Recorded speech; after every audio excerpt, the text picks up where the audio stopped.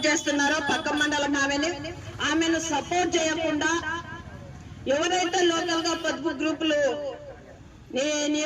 నియమించుకుంటూ ఉన్నారో, పొదుపు గ్రూపులు నిర్వహిస్తా ఉన్నారో వాళ్ళతో సమావేశం జరిపి ఆ సమావేశంలో మెజార్టీ సభ్యుల అభిప్రాయాలను తీసుకొని వాళ్ళు ఎవరినైతే ఎన్నుకుంటారో ఆ ఎన్నుకున్నటువంటి వ్యక్తులనే VOL గా పెట్టాలి.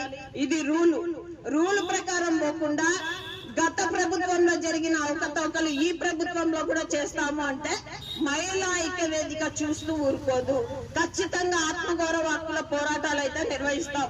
ఇది మహిళలకు సంబంధించిన ఆత్మగౌరవ పోరాటం, ఇది మహిళలకు సంబంధించిన హక్కుల పోరాటం. ఎవరైతే పొదుపు మహిళలు ఈ రోజు పొదుపు చేసుకుంటూ నెల కట్టుకుంటున్నారో వాళ్ళ అభిప్రాయాలు తీసుకోకుండా, వాళ్ళ సమావేశం జరిపి మెజార్టీ సభ్యుల అభిప్రాయం తీసుకోకుండా APMలు CCలే AC రూమ్లలో కూర్చొని మా ఇష్టం వచ్చిన వాళ్ళని ఎన్నుకుంటామంటే ఇది జరగదు.